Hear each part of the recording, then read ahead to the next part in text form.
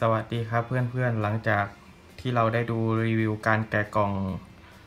GoPro 5 แบบรีบๆไม่ใช่มืออาชีพกันแล้วนะครับวันนี้ผมจะมาสาธิตการใช้ Voice Control นะครับหนึ่งในฟังก์ชันใหม่ที่เพิ่มเข้ามาในตัวGoPro 5 ของเรานะครับจะเป็นยังไงเดี๋ยวไปลองชมกันดูนะครับว่าสำเนียงแบบไทยๆของเราแบบบ้านๆอีสานของเราเนี่ยมันจะใช้ได้ผลหรือเปล่านะครับผมเดี๋ยวจะมาลองดูกันนะครับเดี๋ยวเราจะมาเริ่มไล่จากตัวที่เขากำหนดมาให้นะครับนั่นก็คือ GoPro Start Recording ได้นะครับ GoPro Highlight ได้ผลใช่ไหมครับสำเนียงแบบบ้านๆอีสานนะครับ GoPro Stop Recording ได้นะครับ GoPro Take a Photo GoPro Shot Burst ได้หรือเปล่าครับสำเนียงให้หรือเปล่าเนี่ย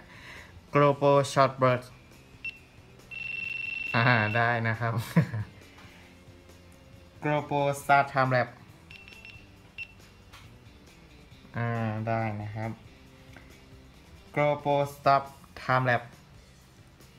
GoPro Stop Time Lapse ได้นะครับ GoPro Video Mode อะไรล่ะ GoPro Video Mode โอเคนะครับ GoPro Photo Mode GoPro Photo Mode สำเนียงให้หรือเปล่านะครับ GoPro Time Lapse Mode GoPro Time Lapse Mode ได้นะครับ GoPro Blur Mode เนี่ยแหละครับตัว Blur Mode GoPro Blur Mode ตัวนี้สงสัยสำเนียงมาให้นะครับหรือออกเสียงถูกหรือเปล่าก็ไม่ใช่ก็ไม่แน่ใจนะครับ GoPro Blur Mode GoPro Blur Mode GoPro Blur Mode ไม่ได้นะครับสงสัยสำเนียงไม่ให้ GoPro Blur Mode ข้ามไปก่อนนะครับ GoPro Turn Off เนี่ยเลยครับเดี๋ยวเปิดขึ้นมาใหม่ติดอยู่ที่อะไร Blur ออกเสียง Blur ถูกหรือเปล่านะครับ GoPro Blur Mode GoPro Blur Mode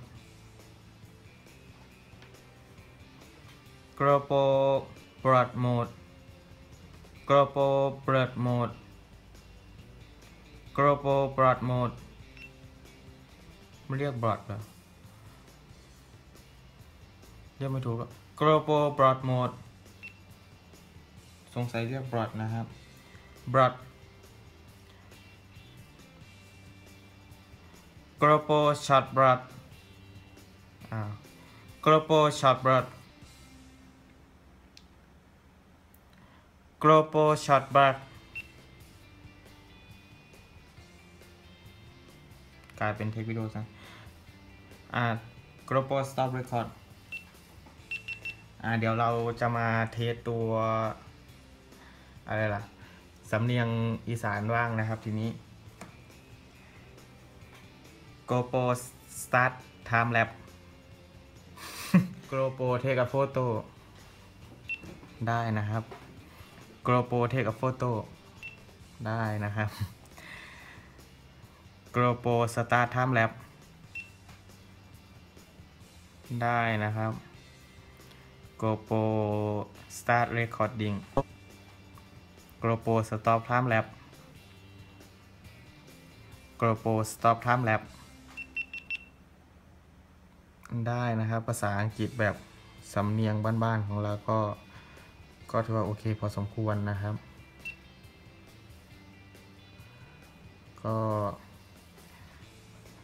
ที่ใช้งานบ่อยสุดก็เป็นสั่งปิดเครื่องนะครับตามที่ผมใช้งานบ่อยสุดก็ถือว่าโอเคพอสมควรสำหรับฟังก์ชัน Voice Control ที่ใส่มาใน GoPro 5 นะครับก็ยังไงก็ขอฝากด้วยละกันนะครับผม ขอขอบคุณที่ดูจนจบนะครับตามชมคลิปต่อไปนะครับอาจจะเป็นแนะนำเกี่ยวกับการใช้งานหรือว่าการตั้งค่าต่างๆของ GoPro อะไรประมาณนี้ก่อนนะครับช่วงแรกๆนะครับขอบคุณมากๆครับสวัสดีครับ